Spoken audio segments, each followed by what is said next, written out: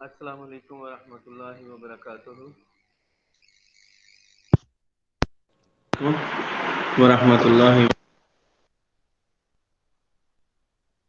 वालेकुम अस्सलाम sir. In the online class of medical microbiology, and as per our routine, dear students, if you have any question, you are welcome to ask those questions, or you can type your question in chat box. जी बच्चों, कोई सवाल करना चाहें? Previous lectures में से आप कुछ पूछना चाहें? और आज स्टूडेंट्स की तादाद बहुत कम है, खैर है।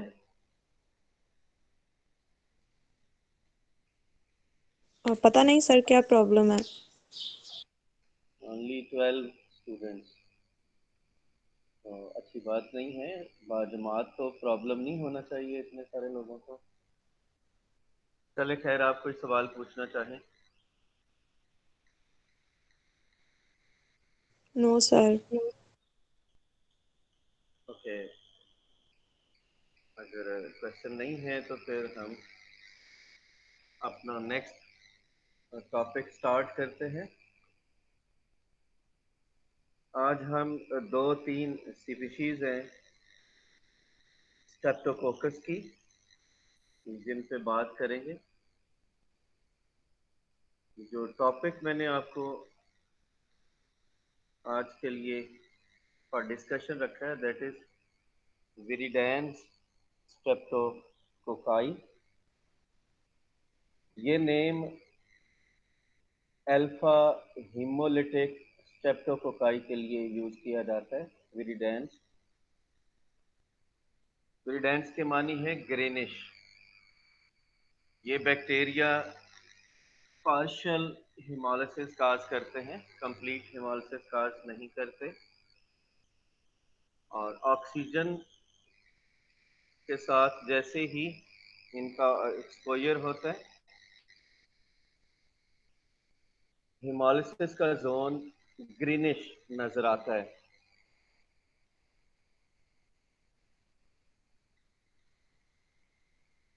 मॉर्फोलॉजी इन बैक्टीरिया की सेम है जैसे स्ट्रेप्टोकोकस पायोजिनीज की मॉर्फोलॉजी है कि gram positive cocci arranged in long chains.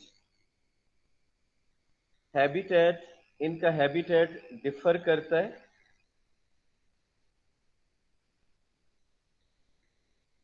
ये नेचुरली प्रेजेंट हैं माउथ में और फेरिंग्स में। They are natural inhabitant of mouth and pharynx.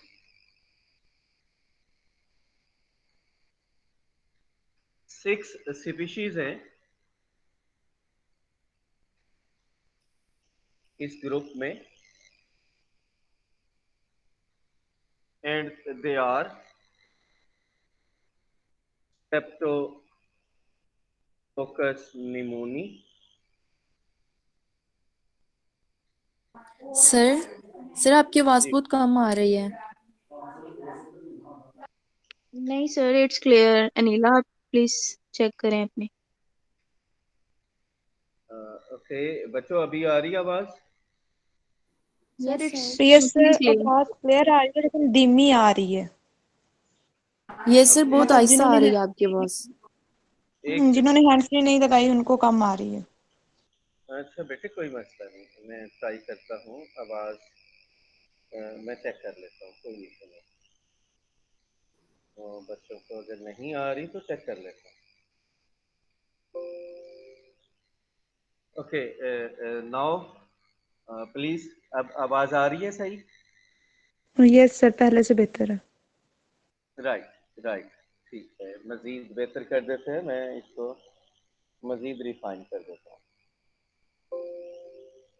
Okay, from my side now it's maximum.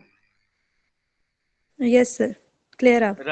Right. अभी दोबारा से बात करना चाहूँ मैं कि आज हम बात कर रहे हैं स्ट्रेप्टोकोकस के एक ग्रुप पे बात करेंगे, विरिडेंस स्ट्रेप्टोकोकाई। ये अल्फा हीमोलिटिक बैक्टीरिया है। ब्लड अगर पे कल्चर करें तो पार्शियल हीमोलिसिस प्रोवाइड करते हैं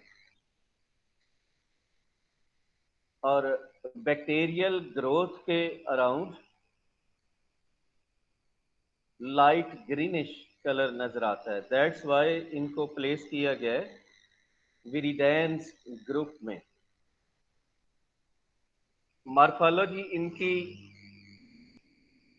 सेम है as was that of streptococcus pyogenes. Streptococci का ये ग्रुप भी ग्राम पॉजिटिव है, कोकाई है और चेन्स में इनकी अरेंजमेंट है। नेचुरली ये बैक्टीरिया प्रेजेंट है माउथ में एंड फेरिंग्स में, कि हमारी ओरल कैविटी में ये bacteria as member of normal microflora present है। 6 स्पीशीज है। एक मैंने चैट बॉक्स में लिखी है Streptococcus pneumoniae. I'm going to write the spell of other species as well. Other one is Streptococcus mutans, जो कि ज्यादा पॉपुलर है। Next species is Sanguis.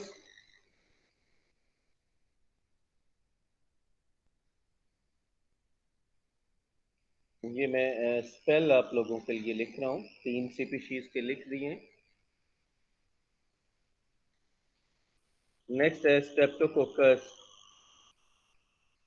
salivarius and other one is Streptococcus milleri and next is Streptococcus meteor. तो ये 6 species हैं इस group में। You can check their spells. मैं आप लोगों के लिए रिपीट करता हूँ। विरिडेंस स्ट्रेप्टोकोकाई में 6 स्ट्रेप्टोकोकल स्पीशीज हैं। Streptococcus pneumoniae, streptococcus mutans, streptococcus sanguis, salivarius, milleri and mitior. तो ये 6 डिफरेंट स्पीशीज हैं स्ट्रेप्टोकोकाई की, जो कि ह्यूमन बीइंग में प्रेजेंट हैं ओरल कैविटी में और फेरिंग्स में। रूटीन में ये बैक्टीरिया डिजीज काज नहीं करते। लाइक स्ट्रेप्टोकोकस पायोजेनिस, जैसा मैंने उसमें डिस्कस किया था, ये स्पीशीज भी अंडर स्पेशल सर्कमस्टांसेस ह्यूमन में डिजीज काज करती। रिमेनिंग मैकेनिज्म ऑलमोस्ट एक जैसा है कि कैसे ये इन्वेड करेंगी और किस तरह से डिजीज काज करेंगी। इन बैक्टीरिया को भी प्री डिस्पोजिंग फैक्टर्स रिक्वायर्ड हैं टू काज डिजीज। जो डिजीजेस ये ग्रुप काज करता है ह्यूमन बीइंग में, एक तो बहुत कॉमन है, हम में से अक्सर लोग उसको फेस करते हैं, सफर करते हैं इस डिजीज से। समटाइम्स माइल्ड डिजीज रहती है, एंड इन सम इंडिविजुअल्स ये सवियर फॉर्म भी ऑप्ट कर लेती है। तो इन्फेक्शन जो इसकी वजह से होता है, पहला इन्फेक्शन वो है डेंटल केरीज। वाकिफ होंगे आप लोग, ये नेम सुना होगा, डेंटल केरीज। आम जुबान में कहते हैं कि दांतों में खोड़ पड़ जाती है, और हमारे बड़े कहते हैं कि कीड़ा लग जाता है।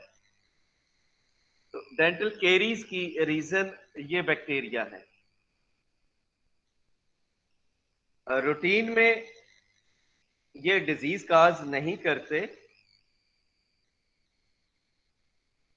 however under the presence of some factors, कुछ कंडीशंस अगर अवेल हो जाए तो फिर ये डिजीज काज करते हैं। जो 3 इंपॉर्टेंट रीजंस हैं इस बैक्टीरिया को जो डिजीज, इन बैक्टीरिया को जो डिजीज काज करने में सपोर्ट करती हैं, उनमें से एक रीजन है कि अगर इंडिविजुअल के टीथ पे इरेगुलरिटीज आ जाए, कोई प्रॉब्लम आ जाए, स्पेस बन जाए इन बैक्टीरिया के ट्रैप होने की। अच्छा, ये स्पेस कब बन सकती है? अगर किसी इंडिविजुअल के टीथ में फिशर्स प्रेजेंट हैं, कोई पिट्स आ जाते हैं। अक्सर ऐसा हो जाता है कि हम अपने टीथ की स्केलिंग करवाते हैं डेंटिस्ट से। अगर हमारे टीथ किसी वजह से डर्टी हो जाते हैं, स्टेन्स की वजह से समटाइम्स डर्टी हो जाते हैं,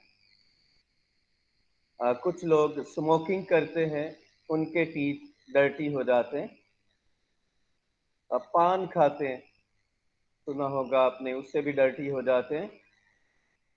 कुछ एंटीबायोटिक्स ऐसी हैं जिनको अगर अर्ली लाइफ में टेकअप किया जाए तो टीथ कलर्ड हो जाते हैं। ऐसी सिचुएशंस में हम डेंटिस्ट से राब्ता करते हैं और स्केलिंग करवाते हैं। उसके रिजल्ट में हमारे टीथ इरेगुलर हो जाते हैं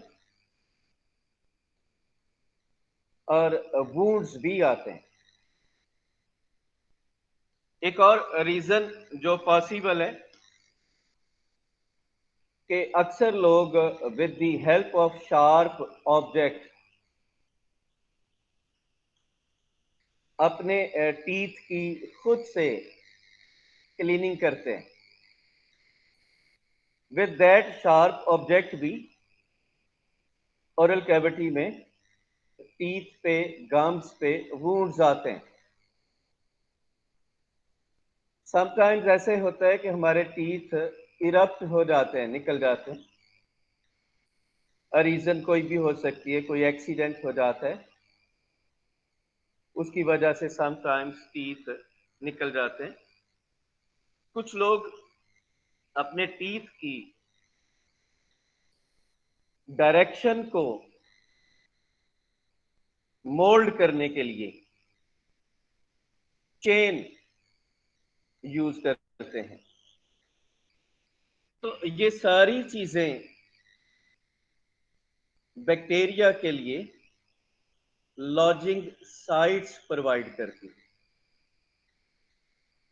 एक तो ये काम होना चाहिए कि बैक्टीरिया की अटैचमेंट के लिए होस्ट के टीथ के अराउंड साइट अवेलेबल हो जाए जहां पे वो अपने आप को अटैच कर सके। सिर्फ अटैचमेंट ही एनफ नहीं है, इसके साथ एक और फैक्टर भी रिक्वायर्ड है and that factor is second जो पैरामीटर या फैक्टर रिक्वायर्ड होगा इन बैक्टीरिया को डिजीज काज करने के लिए, डेंटल केरीज काज करने के लिए, वो है एक्सेसिव इनटेक ऑफ फूड जिसमें सुक्रोज ज्यादा हो, सुक्रोज रिच फूड आप टेकअप करें और फिर आप दांतों की, अपने टीथ की सफाई ना करें। पहला फैक्टर के बैक्टीरिया लॉज हो जाए, सेकंड फैक्टर के वहां पर सुक्रोज की अवेलेबिलिटी हो जाए। यह आपने ऑब्जर्व किया होगा, और हमारे जो बड़े हैं, जो बुजुर्ग हैं, एक्सपीरियंस्ड लोग हैं, वो अक्सर वो बच्चों को, बड़ों को तो शायद इतना मना नहीं कर पाते, लेकिन यंग एज पे अक्सर कहा जाता है कि ज्यादा मीठा मत खाएं। अगर खाना है तो दांतों की अच्छी तरह से सफाई करें, ब्रश करें, मसवाक यूज करें। तो ये दो फैक्टर्स हो गए कि बैक्टीरिया लॉज हो सके due to any irregularity, teeth पे इरेगुलरिटी, वहां पे इनकी अटैचमेंट हो जाए, plus sucrose as nutrition available हो जाए। एक तीसरा फैक्टर भी है कि हमारी ओरल कैविटी में लैक्टोबैसिलस, ये एक बैक्टीरिया है, लैक्टोबैसिलस। वैसे तो इस जीनस की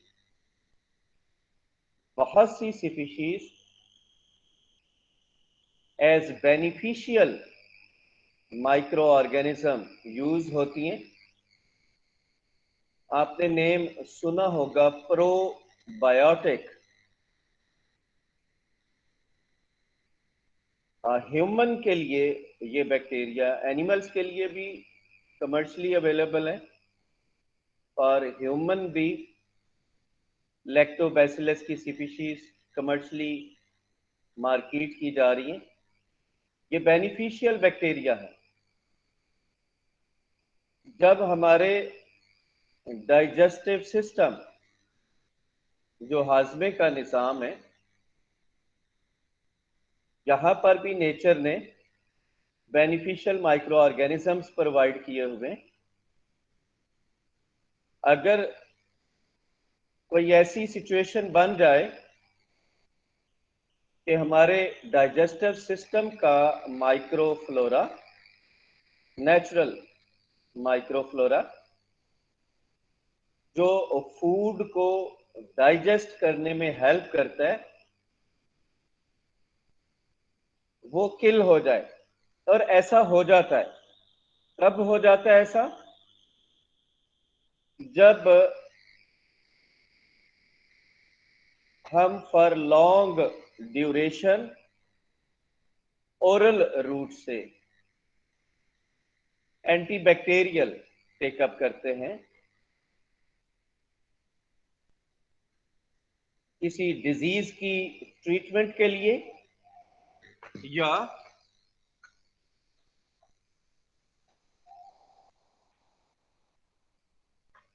ये बच्चों, मैं एक कॉल ले लूं अगर माइंड ना करें तो, जस्ट मिनट। Yes, sir.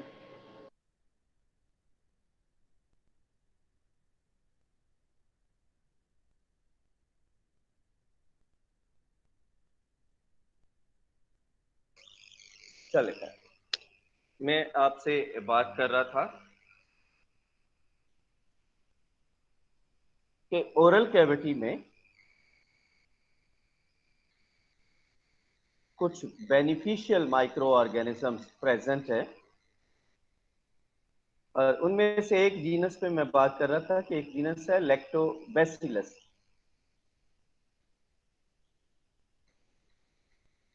इनको एज प्रोबायोटिक यूज किया जाता है कि जब भी हमारे डाइजेस्टिव सिस्टम के बेनिफिशियल माइक्रो ऑर्गेनिज्म की किसी वजह से डेथ हो जाए, और वजह क्या बनती है, जब हम for long duration antibacterial drugs oral route से यूज करते हैं, इरेशनल यूज करें या किसी क्रॉनिक डिजीज की ट्रीटमेंट में जब इन बैक्टीरिया को हम फॉर लॉन्ग ड्यूरेशन यूज करते हैं, तो एज अ रिजल्ट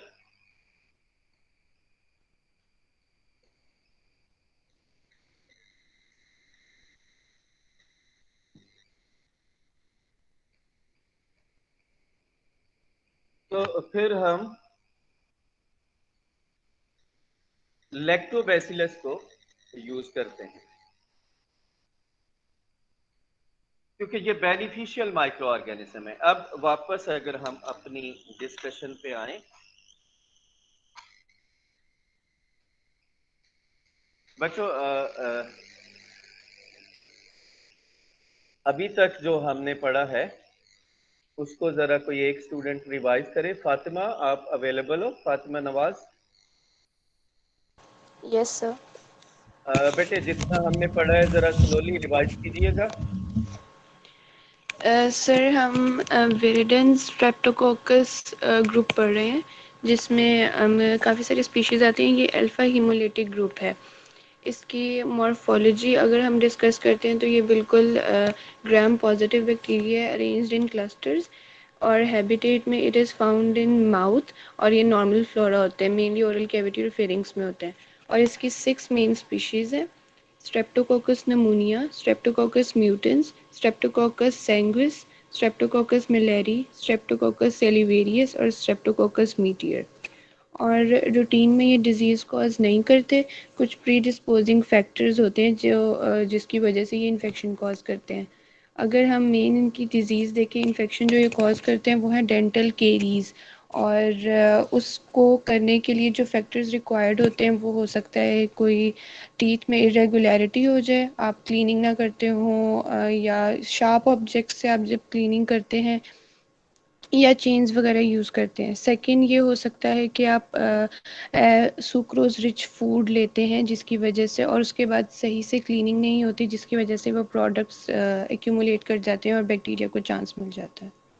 और फिर अगर हम बहुत लॉन्ग टाइम तक एंटीबायोटिक्स लेते रहते हैं हमारी, तो फिर डाइजेस्टिव ट्रैक्ट में ऐसी सिचुएशन आती है कि आपके जो नॉर्मल फ्लोरा है, बेनिफिशियल बैक्टीरिया, वो डिस्ट्रॉय हो जाते हैं। तो इन दैट केस हम लैक्टोबैसिलस स्पीशीज़ को एज प्रोबायोटिक्स लेते हैं।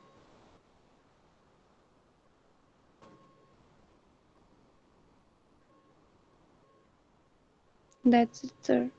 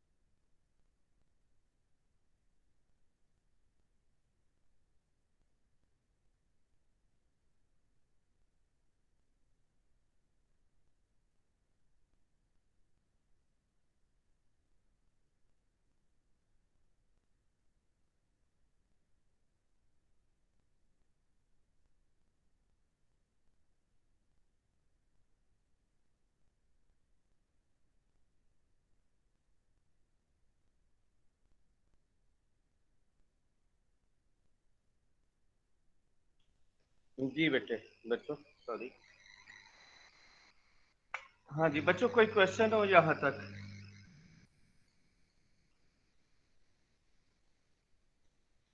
सर हम थर्ड फैक्टर पढ़ रहे थे लैक्टोबैसिलस बैक्टीरिया का, तो वो किस तरह पहले फैक्टर है? मैं उस पर बात करने लगा हूँ बराबर।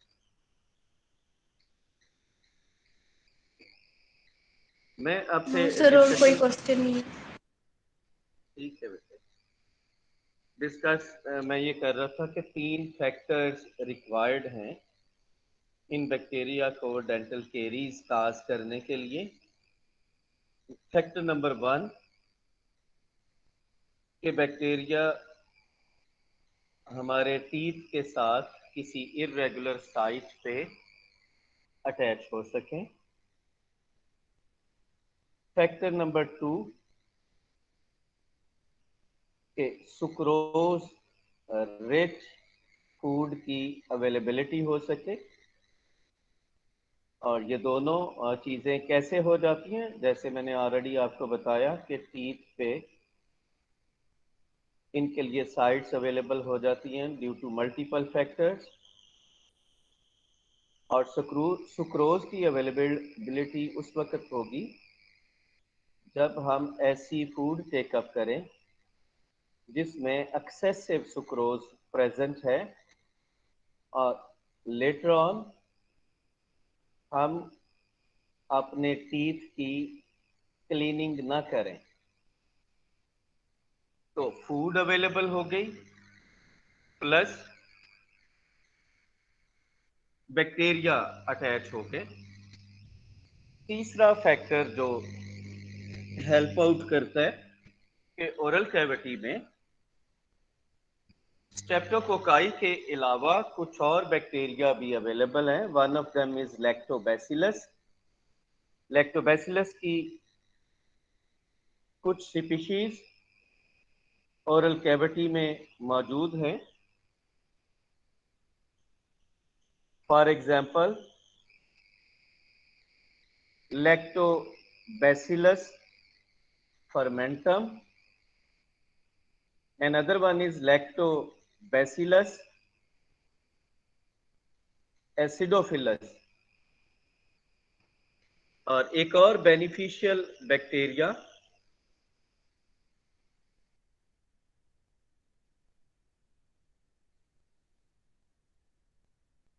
lactobacillus acidophilus and other one is lactobacillus fermentum। एक और बैक्टीरिया बाइफिडोबैक्टीरियम बाइफिडिस। ये 3 नेम्स मैंने आपके चैट बॉक्स में टाइप किए। They are beneficial micro organism. इनको हम एज प्रोबायोटिक यूज करते हैं। जब भी हमारे डाइजेस्टिव सिस्टम का नेचुरल माइक्रोफ्लोरा डिस्टर्ब होता है तो ये बैक्टीरिया कमर्शियली अवेलेबल है, हम इनको टेकअप करते हैं और हमारा डाइजेस्टिव सिस्टम बेहतर हो जाता है। और ये बैक्टीरिया काम क्या करते हैं? ये फूड की फर्मेंटेशन काज करते हैं। फूड की फर्मेंटेशन काज करके उनकी डाइजेस्टिबिलिटी बढ़ा देते हैं। ये लैक्टोबैसिलस एंड बाइफिडोबैक्टीरियम का एक नेचुरल एक्शन है।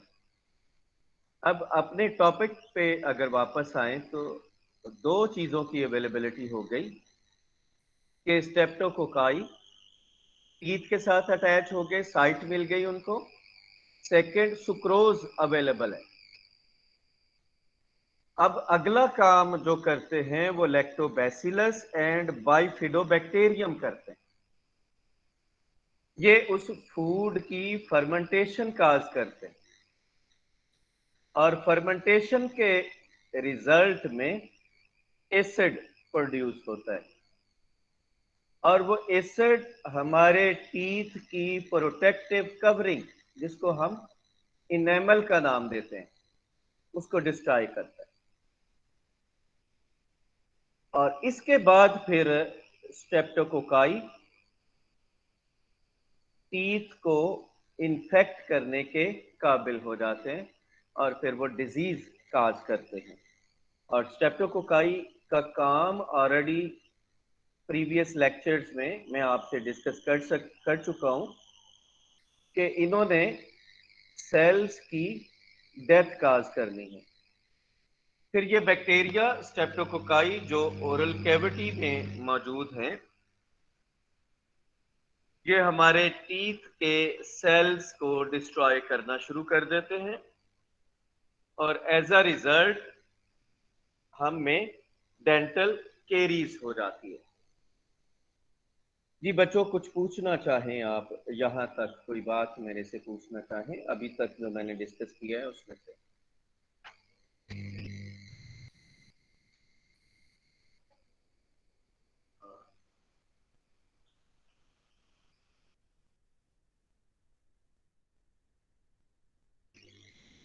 जी बच्चों, कोई सवाल करना चाहें?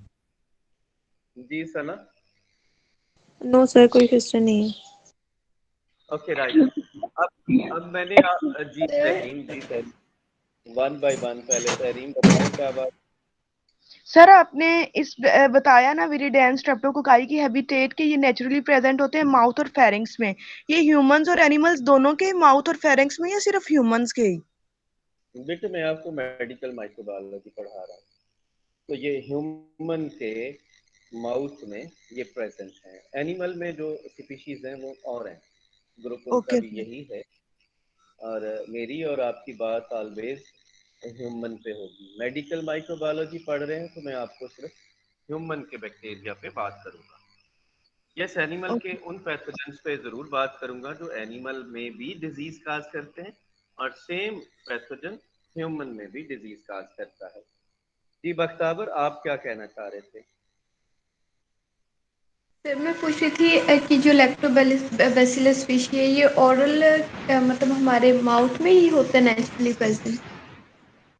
जी बिल्कुल, लैक्टोबैसिलस की स्पीशीज मैंने दो जो प्रोमिनेंट स्पीशीज हैं वो चैट बॉक्स में टाइप की हैं, और बाइफिडोबैक्टीरियम की भी स्पीशीज टाइप की है।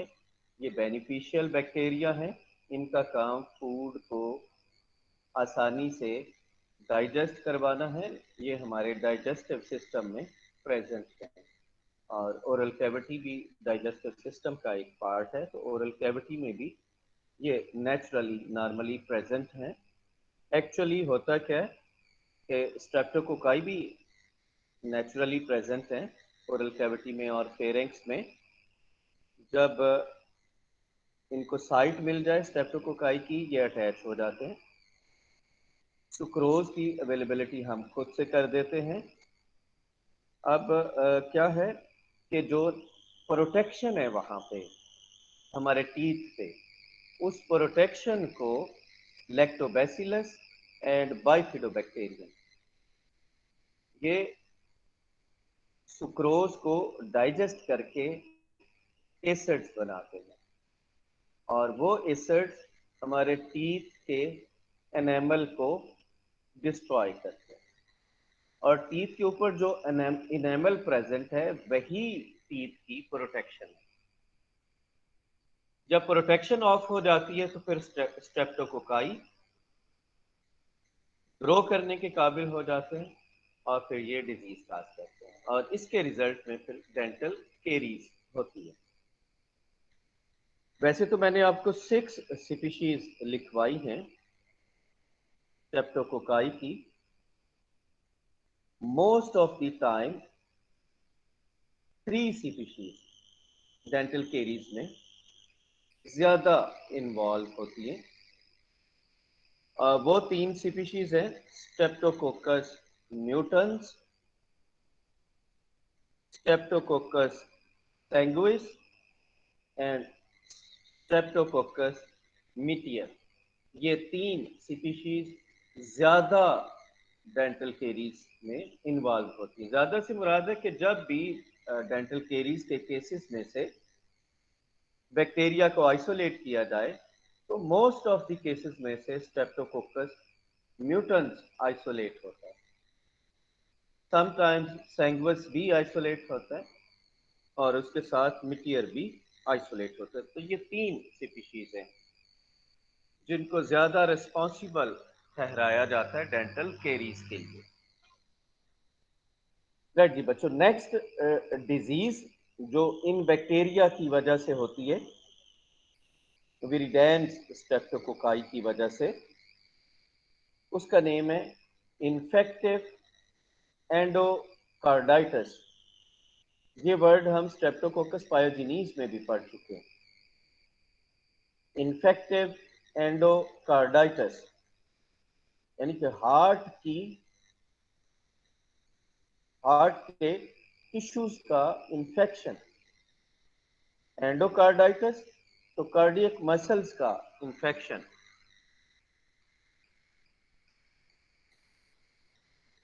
ऑलमोस्ट ये अगेन मैं आपको 3 स्पीशीज के नेम बताता हूं जो इन्फेक्टिव एंडोकार्डाइटिस में इन्वॉल्व होती हैं। एक है स्ट्रेप्टोकोकस सैंगुइस,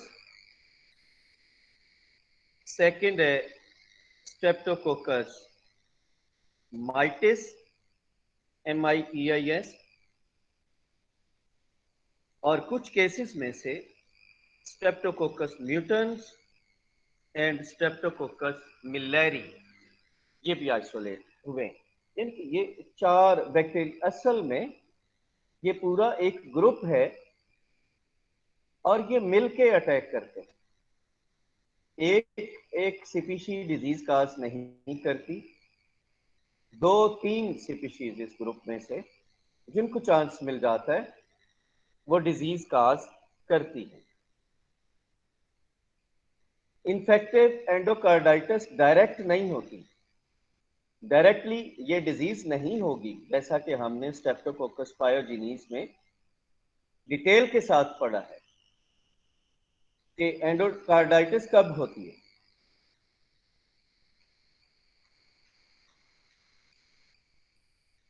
इन बैक्टीरिया को भी इन्फेक्टिव एंडोकार्डाइटिस काज करने के लिए प्रीडिस्पोजिंग फैक्टर्स रिक्वायर्ड होंगे,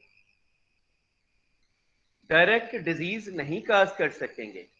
क्या प्रीडिस्पोजिंग फैक्टर्स चाहिए इन्हें? अगर किसी में रूमेटिक हार्ट डिजीज प्रेजेंट है, आप याद करो स्ट्रेप्टोकोकस पायोजिनीज लास्ट लेक्चर में मैंने आपको पढ़ाया था कि पोस्ट स्ट्रेप्टोकोकल इन्फेक्शंस होते हैं और one of them was rheumatic heart disease. तो वो इंडिविजुअल्स जिनमें रूमेटिक हार्ट डिजीज प्रेजेंट हो, ऑलरेडी प्रेजेंट हो, उनमें विरिडेंस स्ट्रेप्टोकोकाई डिजीज काज कर देते हैं। अगर किसी इंडिविजुअल में कॉन्जेनिटल हार्ट डिजीज प्रेजेंट हो, कॉन्जेनिटल जेनेटिकली, आपने सुना होगा हार्ट के प्रॉब्लम्स जेनेटिकली बच्चों में होते हैं। किसी के दिल में सुराख होता है, किसी के दिल में जेनेटिकली उसकी वॉल्व वीक होती हैं। तो अगर किसी इंडिविजुअल में कॉन्जेनिटल हार्ट डिजीज है या रूमेटिक हार्ट डिजीज है तो ऐसे लोगों में viridans streptococci infective endocarditis cause कर सकते हैं। अगर किसी ने कार्डियक सर्जरी करवाई है, ये भी आपने सुना होगा कि हार्ट की सर्जरी परफॉर्म की जाती है। मल्टीपल रीजंस हैं जिनमें हार्ट की सर्जरी की जाती है। तो ऐसे लोगों में विरिडेंस स्ट्रेप्टोकोकाई को चांस मिल सकता है डिजीज काज करने का।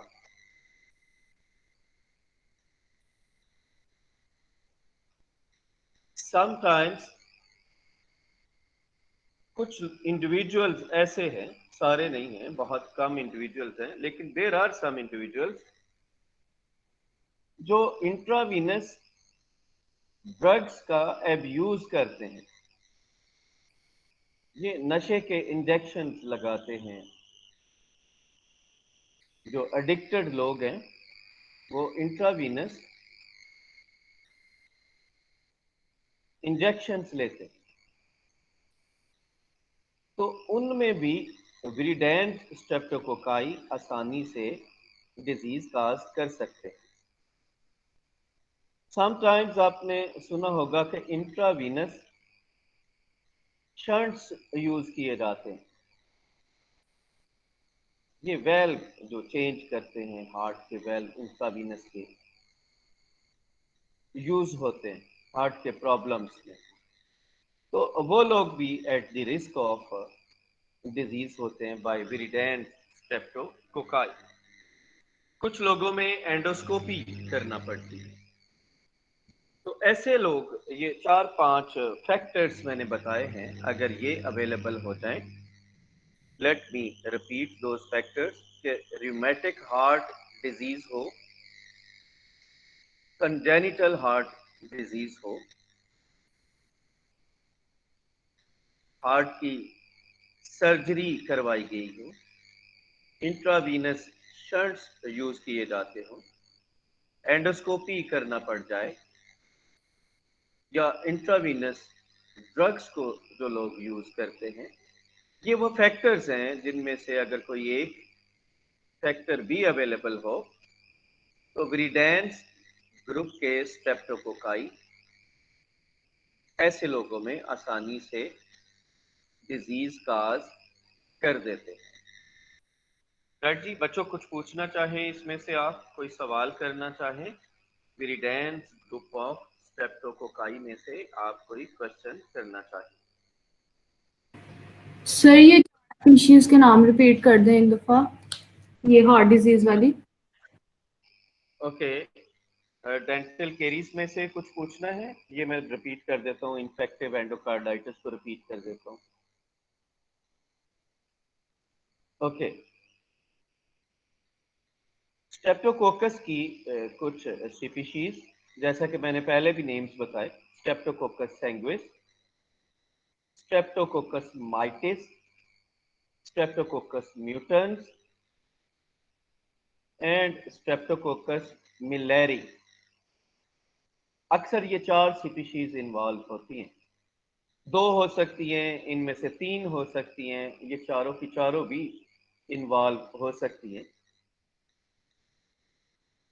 ये काज करती है इन्फेक्टिव एंडोकार्डाइटिस। इन्फेक्टिव का वर्ड माइक्रो ऑर्गेनिज्म के लिए यूज किया जाता है। एंडोकार्डाइटिस एक कार्डिक मसल्स पे जो लेयर्स प्रेजेंट हैं, इंटरनल लेयर्स हैं, एंडोकार्डियम की लेयर्स, वहां पर ये बैक्टीरिया इन्फेक्शन काज करते हैं। डायरेक्ट इन्फेक्शन काज नहीं करते। अगर ऑलरेडी कोई प्रॉब्लम मौजूद हो फिर ये डिजीज काज कर सकते हैं। अपॉर्चुनिस्टिक है, अपॉर्चुनिस्टिक पैथोजन। और क्या अपॉर्चुनिटीज हो सकती हैं इस ग्रुप के लिए? वो इंडिविजुअल्स ज्यादा एट रिस्क होंगे जिनमें रूमेटिक हार्ट डिजीज प्रेजेंट है। और रूमेटिक हार्ट डिजीज पे ऑलरेडी आपसे बात हो चुकी है under the topic of streptococcus पायोजेनिस।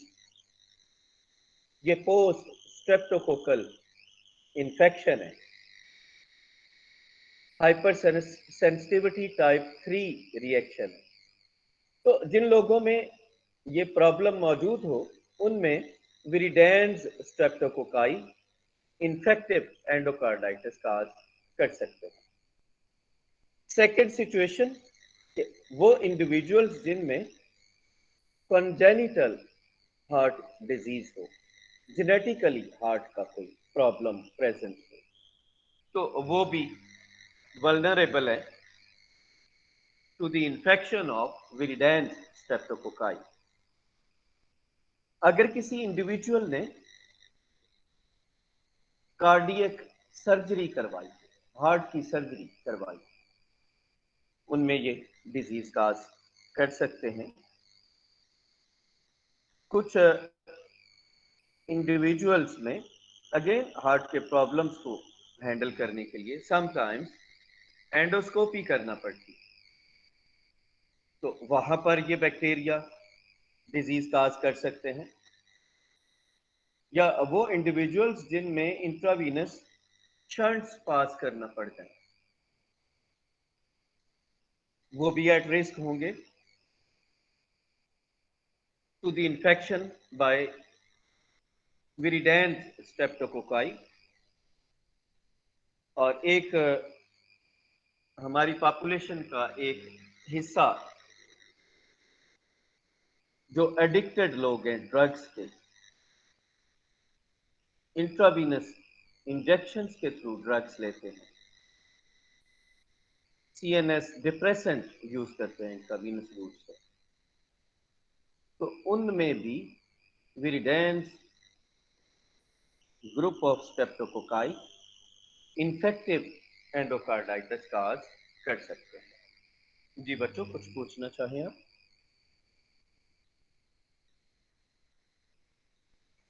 Sir in bacteria में भी कैप्सूल प्रेजेंट होता है क्योंकि ये फैगोसाइटोसिस से बच के ये हमारे अंदर ब्लड में एंटर हो रहे हैं। बेटे, जो टीथ हैं, टीथ में कोई फेगोसाइट्स नहीं होते टीथ में। सर फिर ये हमारे हार्ट तक कैसे आ रहे हैं? जी बेटे, दोबारा से पूछें। सर फिर हमारे हार्ट तक कैसे आ रहे हैं ये? आपकी वॉइस क्लियर नहीं है। Can you type your question, या अपनी हैंड फ्री को जरा माउथ से अवे करके बोले। सब वो कह रही है कि फिर ये हमारे हार्ट तक कैसे आ रहे हैं, मतलब इनकी इन्फेक्शन हमारे हार्ट को कैसे डैमेज कर रही है, वो कैसे रिमेटिक हार्ट डिजीज काज कर सकती है जब बेटे ये हमारे ओरल पार्ट में है सिर्फ। बेटे ओरल पार्ट में है, और जो चीज़ें मैं आपको पढ़ा चुका हूँ ऑलरेडी, मैं उनको रिपीट नहीं करता होता। मेरा ख्याल है डिटेल के साथ आपको ये बात मैंने पढ़ाई है कि जो अपॉर्चुनिस्टिक पैथोजेंस हैं, ओके, आप लोगों ने क्वेश्चन किया है तो दोबारा से मैं आपको बता देता हूँ। जब मैंने ये लेक्चर स्टार्ट किया तो ना, मेरा ख्याल आप तो इस लेक्चर में मौजूद थे, यस सर। मैंने एक बात की थी कि विरिडेंस स्ट्रेप्टोकोकाई की मार्फोलॉजी ये है, हैबिटेट ये है, और जो बाकी इनका पैटर्न है कि कैसे ये डिजीज काज कर पाते हैं, वो पैटर्न सेम है जो कि स्ट्रेप्टोकोकस पायोजेनिस का है। अब क्या चाहिए इन्हें? वुंड्स चाहिए, और उसके लिए मैंने आपको प्री डिस्पोजिंग फैक्टर्स ऑलरेडी बेटे पढ़ाए हुए हैं। डेफिनेट सी बात है, ये अपॉर्चुनिस्टिक पैथोजेंस हैं, जब तक ये टिश्यूज में इन्वेड नहीं करेंगे, एस्केप नहीं करेंगे, तो ये डिजीज नहीं काज करेंगे। अब इन्फेक्टिव एंडोकार्डाइटिस के रेफरेंस से मैंने वो कंडीशंस आपको बताई हैं जिनमें ये बैक्टीरिया आसानी से डिजीज काज कर देते हैं। और जो बख्तावर का क्वेश्चन था कि डेंटल केरीज में फेगोसाइट्स रोल प्ले नहीं करते, तो उसका आंसर मैंने किया कि टीथ में फेगोसाइट्स नहीं होते, और ये बैक्टीरिया, इन बैक्टीरिया के खिलाफ जो डेंटल केरीज काज करते हैं, सिर्फ एक डिफेंस है, and that defence is teeth enamel. जब वो इनेमल ऑफ हो जाता है तो ये बैक्टीरिया डिजीज काज कर देते हैं। जो इन्फेक्टिव कार्डाइटिस करेंगे उनका तरीकाकार सेम है बचने का जो स्ट्रेप्टोकोकस पायोजेनिस का है। जी बच्चों, कुछ पूछना चाहें? बेटे क्लियर है अभी? सना, सना यस सर। ओके, सर ये बख्तावर का क्वेश्चन था, मेरा नहीं था। इट्स ओके, इट्स ओके, एक ही बात है, अच्छी बात है। क्वेश्चंस को मैं ऑलवेज अप्रिशिएट करता हूँ। वो क्वेश्चन किया जाए तो जो डिस्कशन होती है वो याद रह जाती है। That's good. Bakhtawar, is it clear बेटे? यस सर, क्लियर है। थैंक यू बेटे, थैंक यू। और डायग्नोसिस बेटे उसी तरह से है, दोबारा से नहीं पढ़ाया जाएगा। सेम पैटर्न है डायग्नोसिस का जो मैं आपको स्ट्रेप्टोकोकस पायोजेनिस में पढ़ा चुका हूँ ऑलरेडी। ये भी स्ट्रेप्टोकोकस की ही स्पीशीज हैं। आप उसी तरह से माइक्रोस्कोपी करेंगे, इसको कल्चर करेंगे, बायोकेमिकल टेस्ट परफॉर्म करेंगे और इम्यूनोलॉजिकल टेस्ट परफॉर्म करेंगे। मॉलिक्यूलर टेस्ट भी आप परफॉर्म कर सकते हैं अगर आपका सैंपल एक्यूरेट हो। और ट्रीटमेंट इसका, अच्छा ट्रीटमेंट इन्फेक्टिव एंडोकार्डाइटिस का ट्रीटमेंट तो आसान है, इतना मुश्किल नहीं है। ड्रग आसानी से बैक्टीरिया के साथ इन कांटेक्ट आ जाती है। यस, इशू आता है डेंटल केरीज में। डेंटल केरीज में बहुत बड़ा इशू है ट्रीटमेंट का, और वो उस इशू की रीजन के जो टीथ का टिश्यू है उसके अंदर ब्लड की सप्लाई इतनी नहीं है, इसलिए जो एंटीबैक्टीरियल्स हैं वो प्रॉपर वहाँ तक नहीं पहुँच पाती और बैक्टीरिया को टारगेट नहीं कर पाती। तो डेंटल केरीज में हमें प्रिवेंटिव मेजर्स स्टार्ट में ही ले लेने चाहिए ताकि इस इन्फेक्शन को प्रोग्रेस करने से रोका जा सके, लिमिट किया जा सके। अदरवाइज डेंटल केरीज का इन्फेक्शन बढ़ता जाएगा। नो डाउट ये क्रॉनिक इन्फेक्शन है, स्लोली प्रोग्रेस करेगा, बट ये प्रोग्रेशन में रहेगा।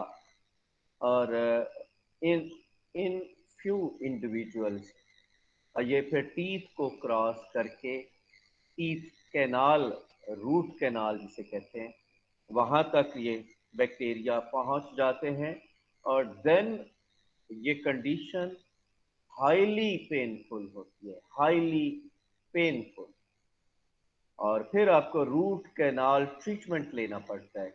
रूट कैनाल ट्रीटमेंट क्या है कि पेन को फील करने वाली नर्व्स को ब्लॉक कर दिया जाता है, और एट द एंड जब कंडीशन मजीद प्रोग्रेस कर जाए तो देन उन टीथ को की इरप्शन के अलावा और कोई सलूशन नहीं होता कि उन टीथ को फिर वहाँ से सर्जरी करते हुए वहाँ से रिमूव करना पड़ेगा।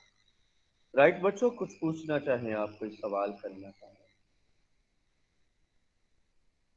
ओके बच्चों, आप अपना ख्याल रखिएगा। अल्लाह ताला आपको बुजुर्गों का एहतराम करने की